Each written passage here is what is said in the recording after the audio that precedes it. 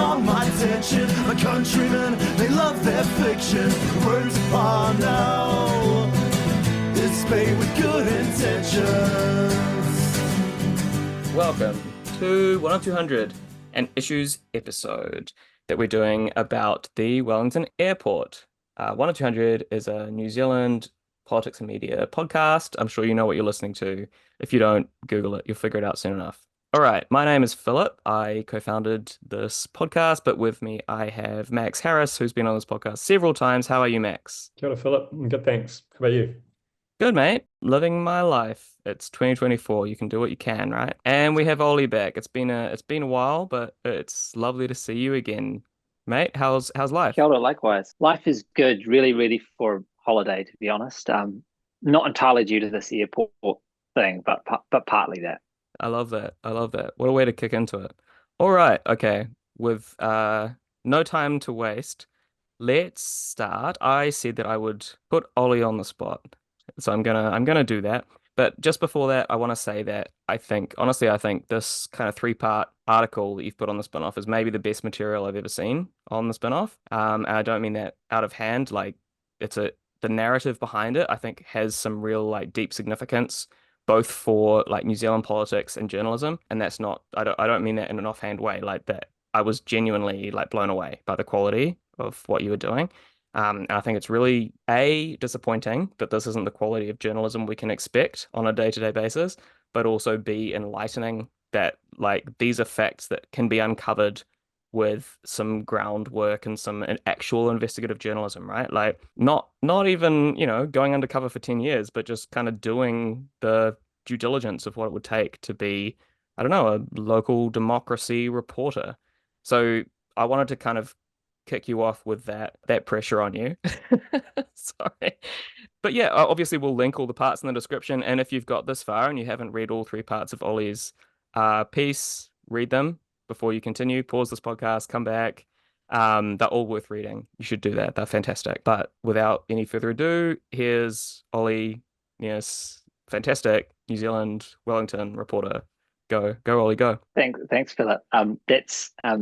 I probably should say at the outset that probably the reason why there's not more, super in-depth reporting like this is that it does take so long. And I think it is just so sad how, I guess, starved the media environment is in New Zealand. And I think there's a lot of good reporters out there who are just like, I talk to them and they're in the newsroom and they can have to pump out, so many stories a week. But yeah, I really hope more people have the scope to dig into stories like this. But yeah, so I've spent this series, I started looking into it, I'd say took me about 6 months nearly. When I first, I suppose the story in a way, I started the story 600 years ago. You could start it 30 years ago. You could start it 15 years, 25 years ago. But this specific episode with the Wellington City Council proposing to sell its shares in the Wellington International Airport pretty much began a year ago when the council was voted to put this proposal out for public consultation. At that stage, I heard about it, and I think probably like a lot of people, I was like, oh, it's kind of this technical issue. I thought, well, is this is a privatisation, isn't it? This is surely something we should be thinking hard about. But I was hearing from people I knew within the Green Party that actually, no, it's not really a privatisation. It's just this asset transfer. It's actually quite complicated. There's serious insurance issues we need to grapple with. And I kind of just didn't think too much about it. Other things got in the way. And then it was around May this year that I started just hearing a lot more about it. And I suppose just being in Wellington, everyone knows lots of people doing lots of things. And I was hearing from people, involved in various ways I knew some people involved through the Unions Wellington side of things that were campaigning on this. I knew people in the Greens and in Labour as well, who were just talking more and more about it. And as I learned more about it, I just felt that it was a really important and interesting issue. And I think what struck me about it was the fact that it was proving so challenging for people on the left, and that it was dividing at that stage the left-wing councillors on council. So at that stage, the only councillor, in November, it was only the 4 Labour councillors who had voted against putting it out for consultation. All of the Green councillors supported consulting on the airport sale. But as time went on, clearly some of them were not feeling great about it. By that stage, Geordie Rogers had come in through a by-election. He had said while campaigning that he was opposed to it, and Nico Wanera was also kind of critical of it. So I started just like talking to as many people as I could about it. And you mentioned before about, actually what's the process behind getting all this material. And I suppose the article that you can read is the product of, I guess, interviews with people involved. And so you hear some of those voices in the piece, and I've really tried to follow some characters through. There's also, I guess, I talked to a lot more people, on background who aren't quoted, but who have provided me with information about what was going on at different stages, both people at council, within parties themselves who've been at key meetings, and people in Parliament. And then that was also supplemented by a series of kind of official information act requests. So from the council, I got a lot of kind of email correspondence. I got text messages, between councillors and MPs and councillors amongst themselves, calendar invites, that kind of thing, which allowed me to kind of piece together the narrative in a fairly robust way. But so that was, May or June. So in late May, there was this big vote where the council essentially said, yep, we're going to sell this thing. We're going to sell the airport. And that usually would be the end of it. And when I started the story, my plan was, well, I'm just going to tell the story up until here. I'm going to tell the story of these union campaigners from Unions Wellington who have put together this campaign. They've really tried really hard. They've done quite an amazing campaign in lots of ways to mobilize public support around this issue. And I'm going to try to, and I heard from them about some of the quite significant obstacles they encountered, and the hostility from some elected members who you'd think might be on side. And I just wanted to tell that side of the story.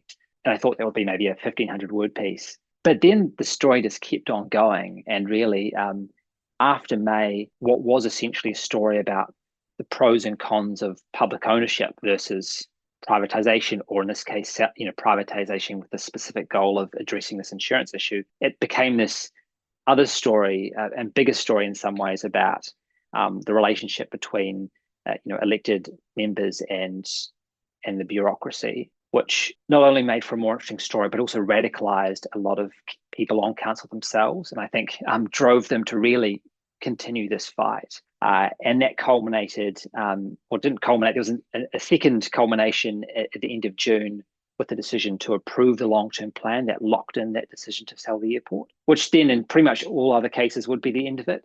But fast forward a few months and the council made the quite extraordinary decision to vote to unwind the long-term plan so that the airport sale could be stopped, which has led to where we're at now, which is the council having to go and prepare an amended long-term plan. So the story in terms of the fate of the airport is for now at an end, but a lot of the dynamics that my story explored in terms of the difficult choices facing local councils, in terms of I suppose in one sense it's this choice of privatisation versus austerity that they're presented with remains, and councillors in Wellington are still working through that. So that's the picture at a high level. But yeah, I'm just glad that it's, for me, done for now. No, I bet. I mean, yeah, I feel like you've killed it. I don't think we should get into too much depth because your stories are there for a reason, right? I think do read it, to reiterate, read all those stories. And I don't want to get into the kind of dramatis personae, who are the kind of major players, but to some extent, I think there are lessons to be learned in the reasons that people take for local government decisions like this.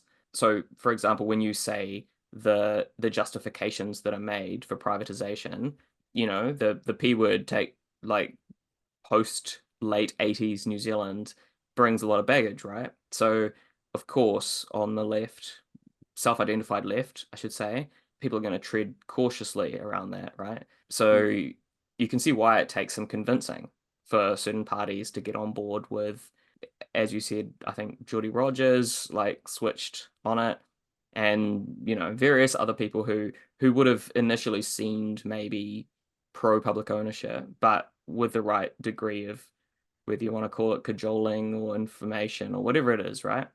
I think that's the interesting dynamic to me as someone who doesn't live in Wellington and is not going to live in Wellington in the foreseeable future.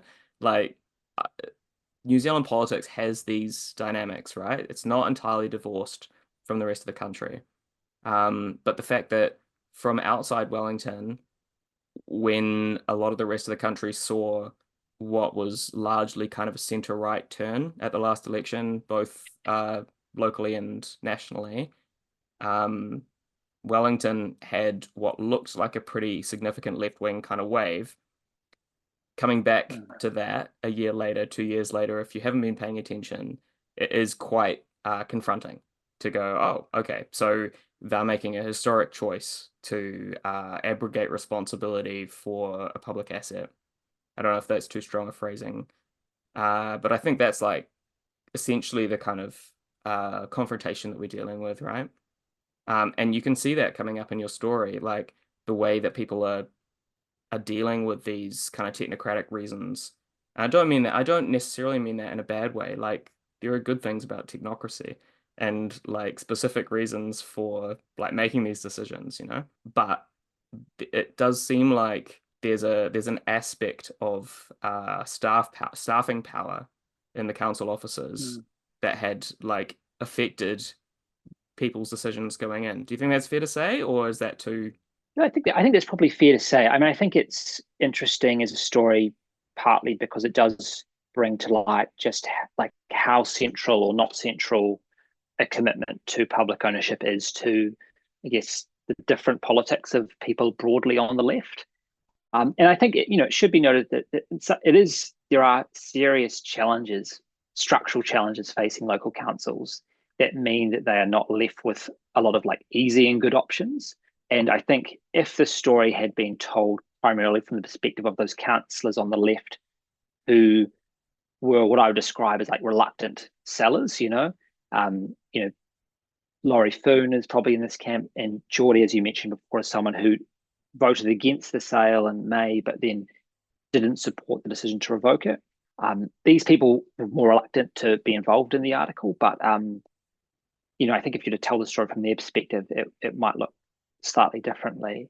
But I think it's really, for me, it was a really interesting question why for some people on the left public ownership was so complicated, because I think there's a lot of really clear like long-standing reasons why public ownership has been just a fundamental principle for those on the left in terms of like democratic control of the economy, as a store of public wealth, and also for ensuring that services are provided equitably and fairly, as well as protecting workers' rights at the sites involved.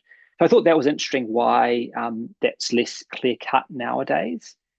And I think to complicate the equation, as you mentioned, Philip, I think there was some very heavy-handed advice from council staff that I think, rather than framing this as a difficult decision that involved like difficult trade-offs, as one in which it wasn't really a decision at all, and that you had to sell or you were essentially abrogating your responsibilities to the public.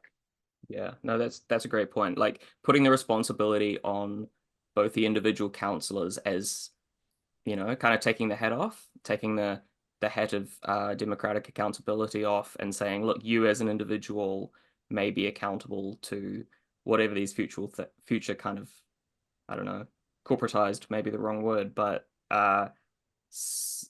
marketized, I think is a fair phrase to use, outcome of it.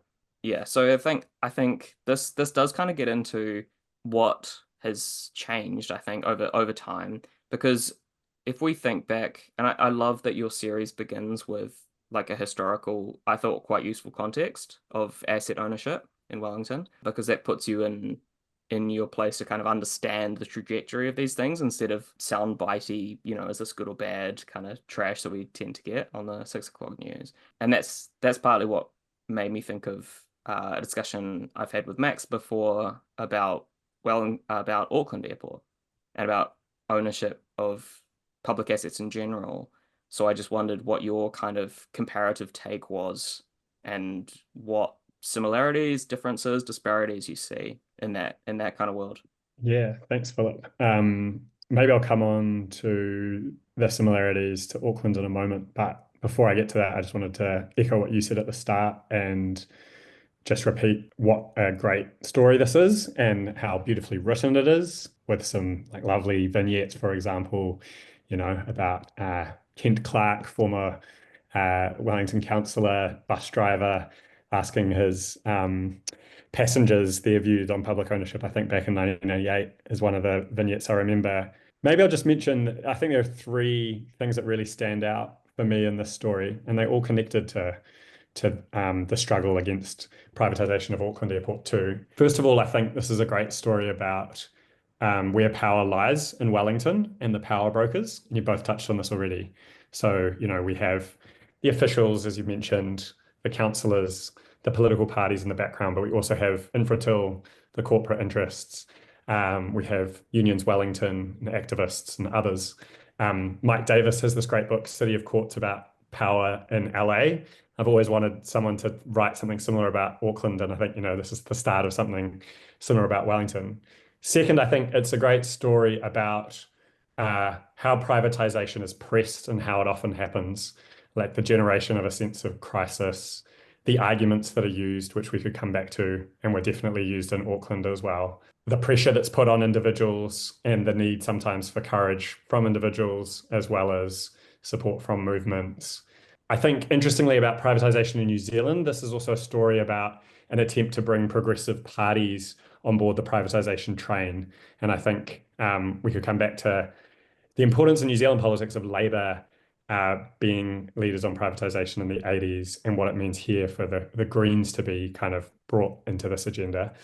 So yeah, story about power, story about how privatisation happens. And I think three, story about a movement against privatisation, and a story about a movement that wins in the end and that is a success, which I think is really inspiring and encouraging, and shows that we can still win campaigns on public ownership.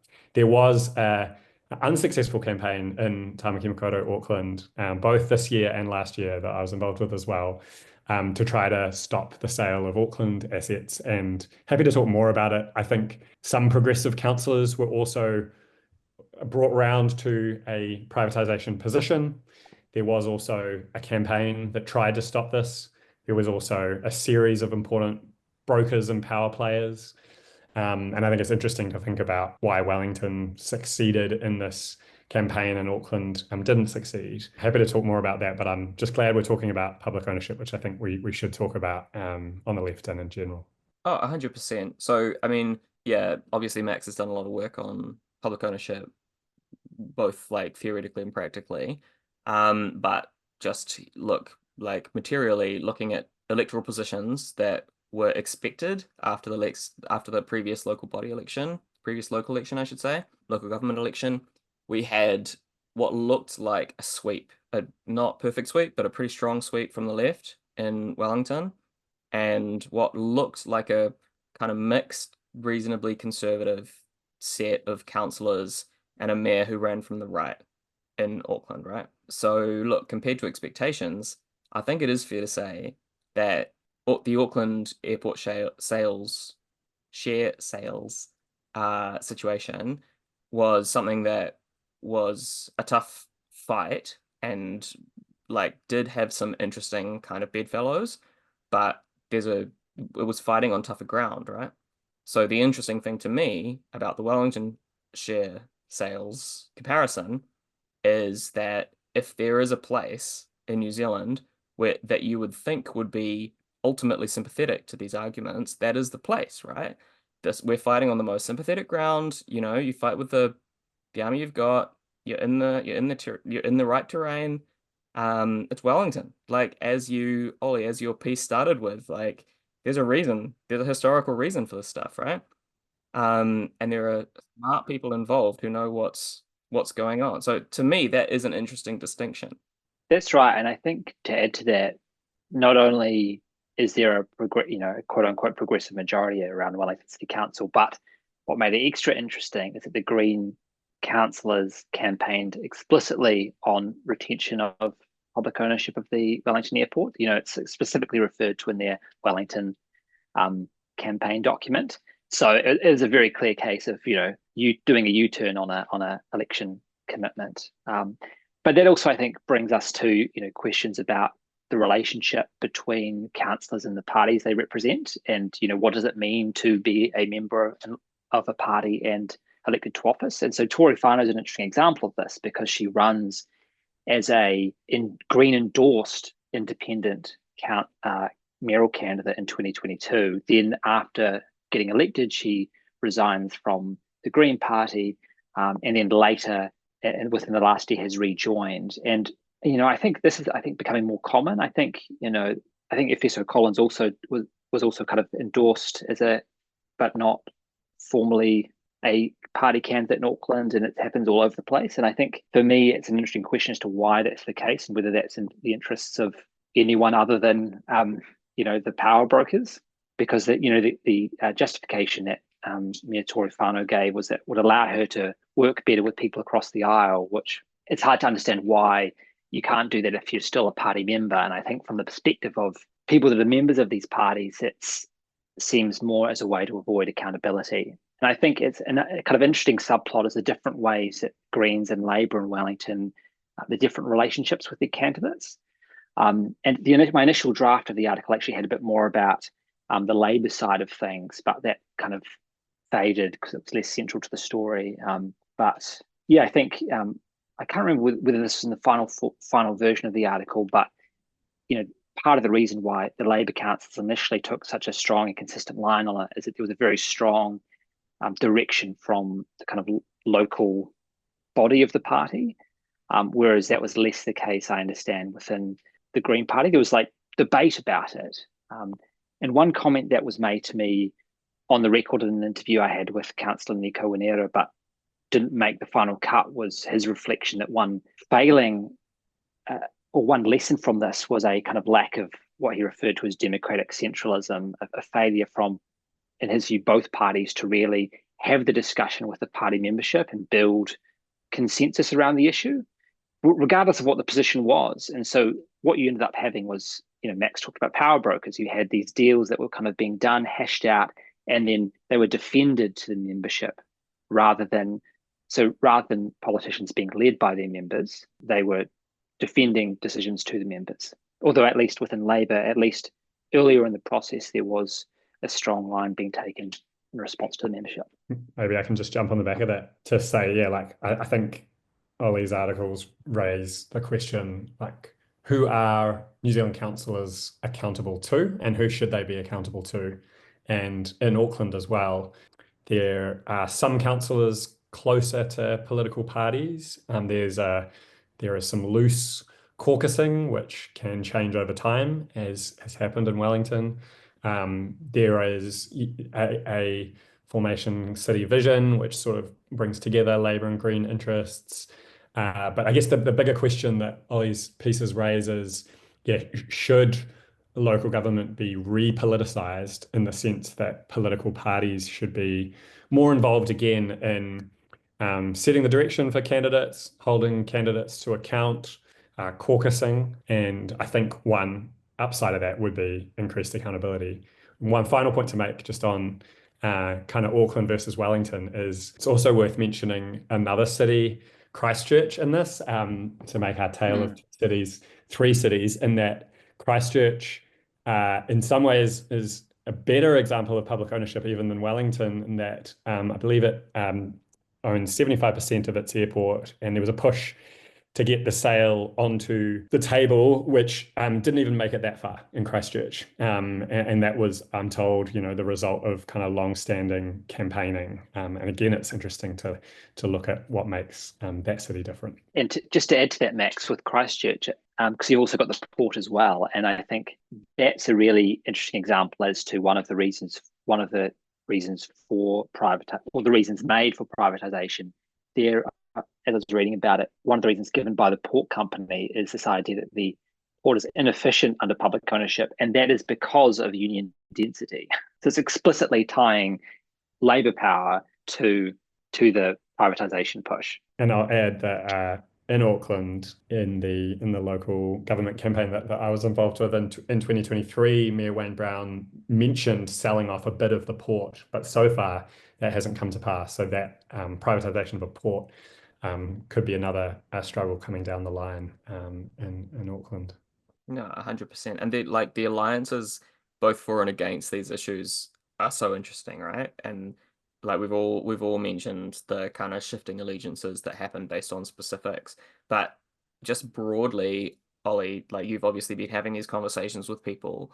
What's your kind of, I guess, vibe based reaction to the left wing versus left branding position? Because as you say, there's been a difference between, for example, the positions that Labour councillors in Wellington were forced to take versus the more free rein that Green councillors were able to take, uh, whilst standing on ostensibly similar platforms, right? Pre-election, in terms of the specific asset sale. So do you think I don't know, what are your takes based on both the branding that people are able to take as individuals and how they're connected to those organizations, and the institutional kind of ability for people to instigate their will once that's been enacted? Sorry if that's floppy.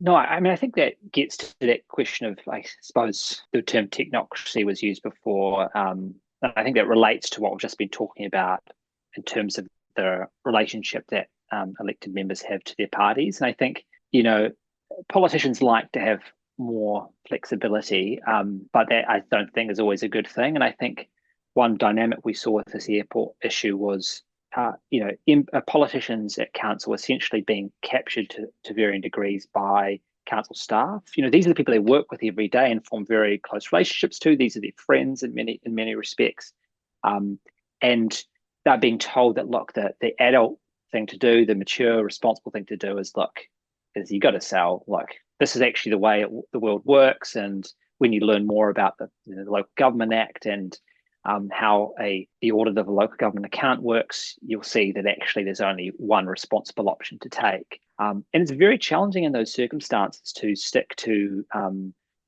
these principles. And I think that the value of having strong accountability from the party is, firstly, it's a reminder that you're not there because you're necessarily a brilliant person.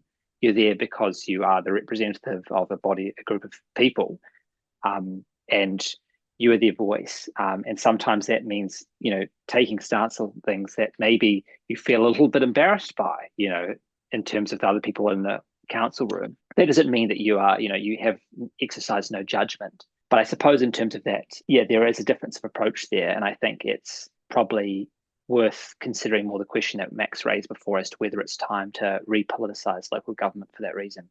Yeah, absolutely. I mean, this has, at least since I've been involved with politics 15 years ago or so, has been a question that especially left-leaning local government people consistently bring up, is that this is a thing that has been an issue, I don't know, as long as I know about in local government, is that people on the right run as independents and people on the left are more likely to admit their ties to political parties. But I don't know, I mean, to play maybe not as devil's advocate, but to probe a question, I think it's fair to say that your subservience to a party line is up for debate. Like, what's the difference between someone, based on what we just saw in Wellington, running on a party line under a big G Green Party banner and then becoming a councillor? Does that still tell you where they actually sit? Because, I mean, look, a quote unquote independent in Auckland, who we know is economically right wing, right? Who has a consistent voting record on this and has name recognition, is that less dishonest than running as a quote unquote big G Green candidate, right? Running under Green Party banner and then voting for asset sales. I don't know.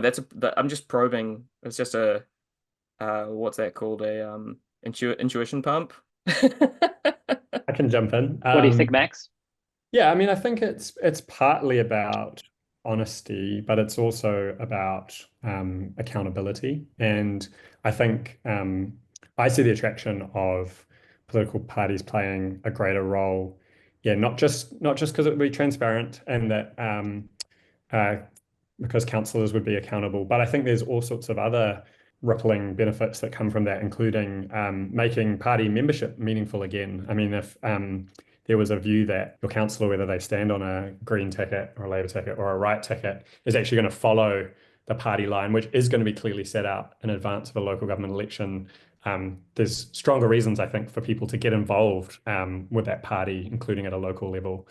And I think, yeah, it's about a clear philosophy of government, local government, then flowing through into how local government happens. And maybe we can come on to like some of the arguments that came up in Auckland and in Wellington. But I think if there was stronger democratic accountability, there would be a stronger steer for how elected members were expected to vote. I know, what do you think, Ollie? I agree with that. Yeah, I think that when it's run through independence, it feeds into this, I think, essentially neoliberal ideal that the public has their say through this essentially bureaucratic consultation process, which I think tends to favour those who are better resourced. And I think that's partly the reason why the right wing doesn't run with party affiliations, is because being independent favours those who are organised and powerful, because you can be a well-off businessman and you can curry favour with a couple of politicians, and that's all you need to do. Maybe just to add one point about council staff and councillors, just because Ollie touched on it. I think there are lots of good people working in Auckland Council and in Wellington. And I think there's a bigger story also to be told about how right-wing interests can set their priorities up as part of the agenda of council staff. But I think what we're talking about is also relevant to that relationship, in that we should have councillors that are strong enough to push back at advice where that's appropriate. And that's not just a matter of like disposition or temperament, them being personally strong. If there's a movement behind them or campaign behind them, that can give them the force to push back. But also, if they are accountable to a party, that can be a strong enough position that can allow them to push back. I think part of that as well is building an understanding of how these processes work, and of the structural issues as well facing local government, because I think a lot of that almost knowledge is almost monopolized by the right. And so, it's same with the discipline of economics. Well, generally, it's like the economic position is just the right wing one, when in fact these are contested spaces, and that there are more options available to political actors than those that are often emphasized. No, exactly. And can we use that to lead on to just a quick discussion of like the material, the actual economic debate that occurred? Because I think that is like, I'm definitely not avoiding that, but I think the more interesting thing that hasn't been covered is the kind of meta discussion. But we do need to quickly go through exactly what the debate was, right? So obviously the right-wing councillors were kind of going for less spending, smaller commitments, all the shit the right-wing people always go for. And then there was the more committed, should we say, left-wing councillors.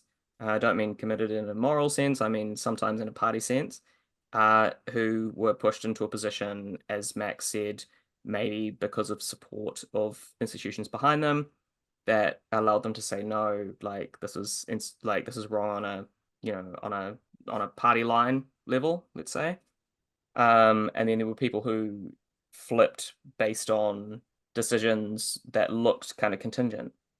And I think that's a useful thing to just quickly dive into. And without getting, into the accountancy of it, I think the values behind it, I think, are quite interesting, because you can tell quite a lot about the different types of kind of political economic values that people are operating from based on the way that they made those decisions, in my opinion, at least. And it's not necessarily the kind of thing that people would run a council campaign on, right? These are really like in edge of the kind of wedge decisions that you don't know how these people act until they make these choices. So did any of those surprise you, Ollie? I mean, the way that people kind of explained or justified those decisions, or the flips or lack thereof, more likely? Yeah, well, perhaps one thing that might be useful for setting this up is just to perhaps build on what you just did and at a very high level map the different blocks that emerged at council through this process. And then I can talk a bit about how the conversation developed over time.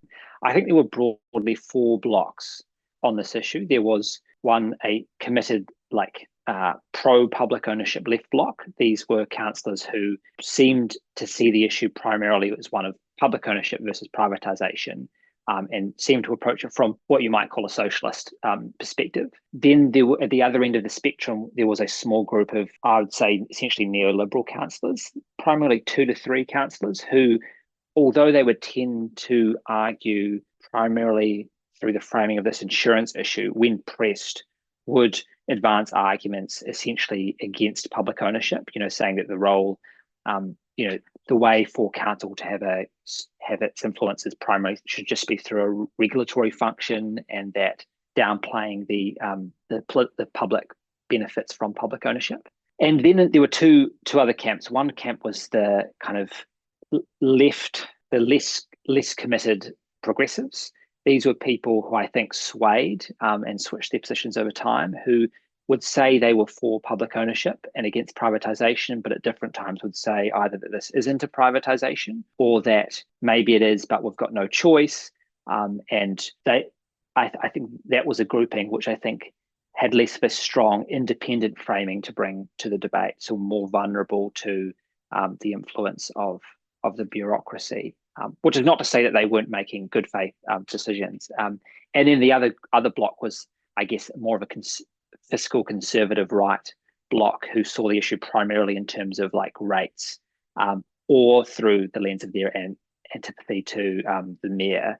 And their positions shifted over time. So Ray Chung has been consistently opposed to the airport sale because he thought it would lead to an increase in public spending and a rates blowout. And then there's been another grouping of councillors which don't seem to support really public ownership at all, but ended up, coming into alliance with some of the left-wing councillors to reverse the long-term plan and stop the airport sale because, like Ray Chung, they believe that it would lead to an increase in spending and in rates. So there's kind of those 4 blocks there. And over time, the position of those councillors changed. But I think, this issue of this insurance shortfall facing council was the framing that a lot of this took place in. But that is, I think, one interesting thing for me that came out of this is realising that is a recent development in terms of the case for the airport sale.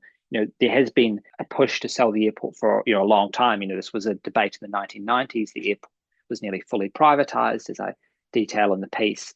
But then multiple times since then, the issue has cropped up and been pushed back. So most recently in 2021, under Andy Foster's mayoralty, council staff brought a sale to the table, but that wasn't consulted on. And that was partly due to Unions Wellington again. And from talking to a couple of councillors who were on council at that time, I think Fleur Fitzsimmons was quite vocal in pushing back against that and encouraging councillors not to support it. But in the past, the argument was primarily like an investment one. It was either that the council will get a better return if it, liquidates the asset and, just invests it, or get a better return fiscally. And then a variation on that theme was this diversification argument, this idea that, the council's books will be more diversified if it has its investments all over the place rather than just in these physical assets in the Wellington area. And then the insurance argument was a new development. Now, I don't want to seem too tinfoil hatted about it, in that there has been a new development, which is that, an update to our understanding of the likely impacts of a big earthquake in Wellington mean that the damage and cost to risk exposure for the council is significantly greater than previously thought, which has given rise to this question of what we do about it. And the airport sale was quickly arrived at as the solution to that, or part of the solution. I'm not sure if that answers your question at all, Philip, but I've forgotten what I was supposed to say.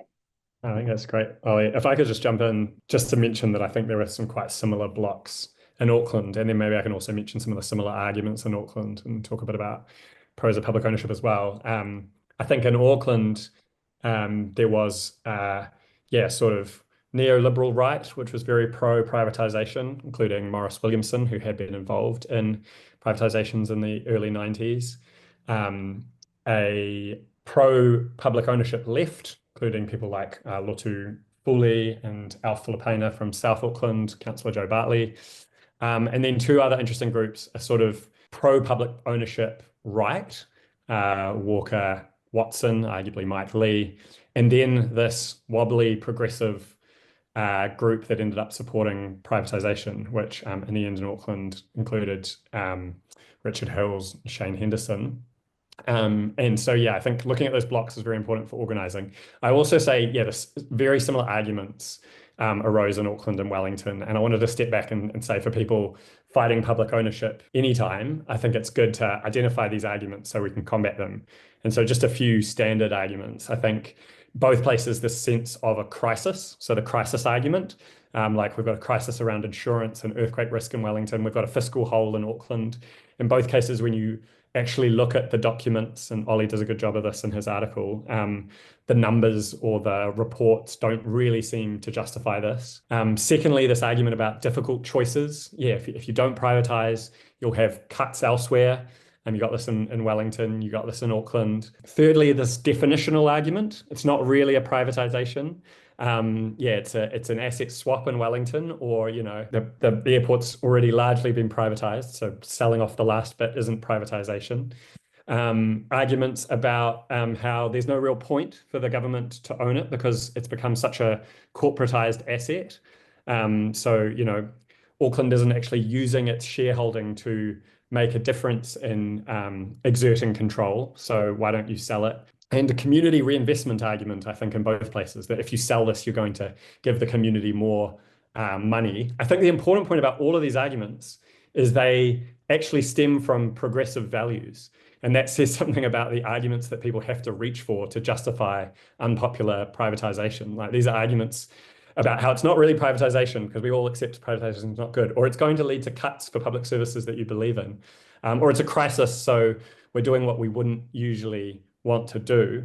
And yeah, I just think it's really important that we maybe step back, we pinpoint those arguments, and we understand what's going on. And importantly, for that point about how these assets have become corporatized, I think we need to watch this kind of playbook where public assets get turned into something more corporatized. So like a public airport gets turned into something run in a corporate way, but partly publicly owned. And then the arguments get made that, well, at this point, public ownership isn't really making a difference. So it just makes sense to sell it. And we should watch that track, including in how assets get transferred into state-owned enterprises at a central government level and then sold off, or to council-controlled organizations and then sold off. I've talked for a bit here, but I did just want to say briefly, I mean, in some ways, the arguments only mean so much, as Ollie says in this piece. At times, or I think as a counsellor said, at times, this was a kind of conclusion in search for a justification. The arguments were swirling around. But I do think, and what matters is movements and building public power. But there are good arguments for public ownership. And there are good economic arguments about how central and local governments borrow more cheaply. So it is cheaper to run public assets. There are important social arguments about how integrated services mean better services. So if you run a set of government services in a way that is connected rather than as siloed, corporately delivered services, you're better off in the same way as, you're better off if you have a connected health and education service, for example, at a central government level. And there are good arguments of kind of stability and security, like having infrastructure owned centrally means that in a time of crisis, you can control that infrastructure.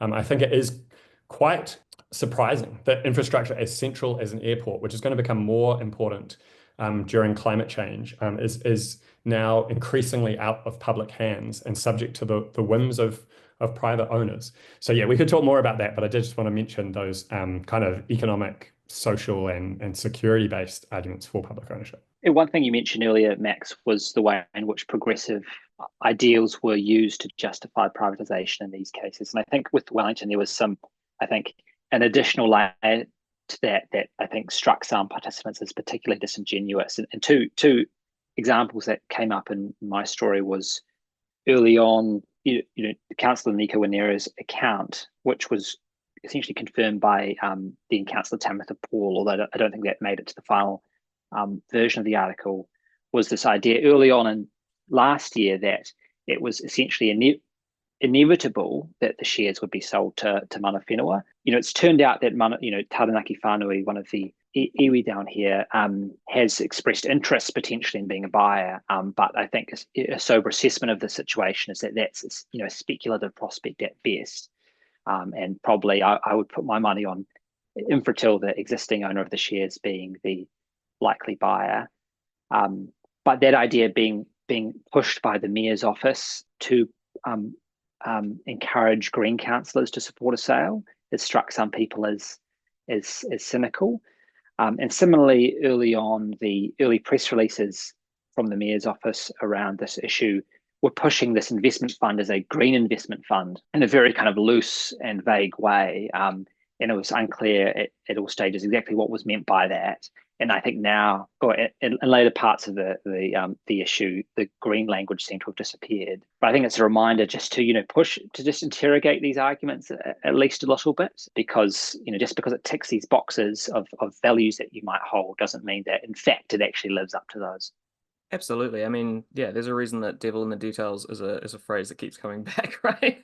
And just a quick, I hope this isn't a derailing question, but just quickly, the line in your article where you said that Nicola Young's Infratil shares didn't count as a conflict of interest.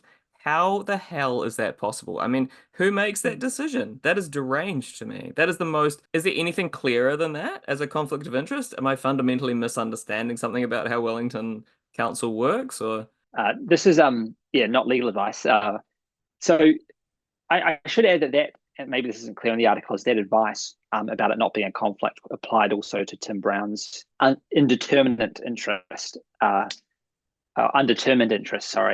in the airport.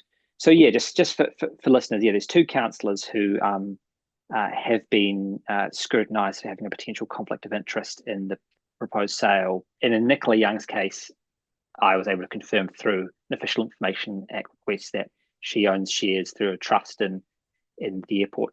The reason why the council lawyers said it wasn't a conflict of interest is because, in their view, if the airport was sold, even to Infratil, it would have no impact upon the share price of Infratil, because Infratil is a huge company, and its shareholding in Wellington Airport is, I think, about 3 or 4% of its total global activities. Therefore, there would be no monetary gain to the councillor, which I think, and then other people make the argument that actually there's no benefit at all in being an absolute owner of the airport, which I think is fundamentally untrue.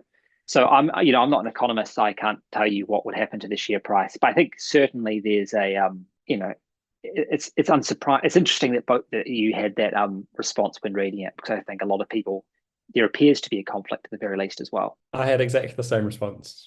She's an owner. She's as sort of directly connected as you think, or very connected at least. I was just going to mention that I guess for some people listening to this, you might think, okay, these are this is an inspiring campaign. These were issues that have come and gone, but I really wanted to emphasize that the same struggle against privatisation is also live right now at a central government level. There are a few clear examples of this. The government's already flagged an interest in selling or part selling Kiwibank. So expect some similar arguments. I think they've talked about that coming up before the next election. Just in recent days, before we recorded this, there's been talk about part privatising the ferries as the government comes to look at a decision around ferries. And also in the unsexy world of infrastructure, public-private partnerships are on the table again. And there has been, I think, some disingenuous talk of the need for bipartisanship on infrastructure, which is sometimes coded language for bipartisan support for privatized delivery of infrastructure or privatized control of infrastructure. So yeah, I think it's very important that we understand how privatization happens, how these arguments come up, and also how we can respond to them, including on the left. And Ollie just mentioned he's not an economist, but we don't have to be economists to combat these arguments. I think it is helpful for us all not to be scared of numbers and not to be scared of economic arguments.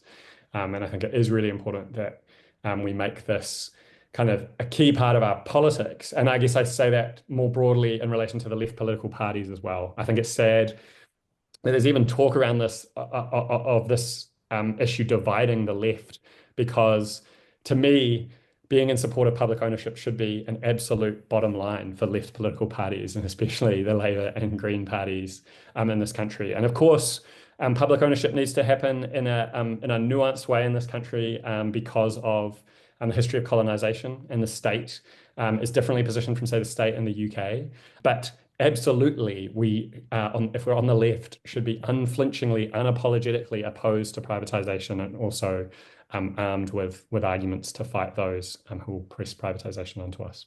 For sure. And I think as well, it's not all privatizations take the form of, selling off an asset as well. I think two more, I guess, cases to add to your list, Max, from central government are, education and healthcare. The introduction of charter schools is seen rightly by many as, a privatisation move, weakening the public provision of education. And there's similar discussions as well in the healthcare space, that essentially like underfunding of the healthcare system is leading to privatisation by stealth, because more and more people are being forced to turn to private healthcare providers. So it can take different forms, but the underlying dynamic is the same, which is, the prioritizing of profit over people, and the weakening of our collective ability to, to do the things that we want to do as a community, build a better world. Yeah, maybe just to add two brief things. I'm so glad you mentioned those. One, Noam Chomsky talks about the privatization playbook, where services get underfunded, people get angry about, the service not being good anymore, and then privatization gets presented as a solution. And you could see that potentially happening in health. If it gets underfunded, people get angry at the public service, and then it gets privatized. I think we should be very alarmed at talk of an insurance model, which is on the road to privatization. I was going to say something else which I think I've now forgotten about. Yes, on what you said, sorry, about the kind of future we want to live in. I think the reason this matters is it's not just kind of ideological or it's a value judgment. I think that being on the left means believing in a thriving, active government. And you can't do that if you hack off bits of the state inch by inch, because there's nothing left to run or expand or deliver the services that are important to us and that have to be delivered for people over profit. What a banger. I feel disappointed and sad that I need to say maybe we just have one more minute before we run to a conclusion. But I wanted to maybe wildcard question for both of you to answer. And this is something that only occurred to me today, so feel free to put me back in my cage as aggressively as you feel. What is the purpose in local government having private insurance at all at this scale, right? Because if we're talking about the damage of an earthquake that will shatter the very boundaries, I'm old enough to remember Christchurch, right? And I don't think the existence of private insurance did a hell of a lot to subsidize the costs of central local government in that situation. So why is local government in Wellington prioritizing the needs of expenditure on private insurance over, I don't know, just not doing that? I mean, what is national government gonna do? Are they gonna leave Wellington just flounder in that situation? I mean, I feel like this is slightly off the wall, and I haven't heard anyone else ask this question in mainstream media, but to me, it's kind of the fundamental question. So, I mean, that's what's the worst? Sorry, go Ollie. Yeah, just to very briefly kind of step through some of that.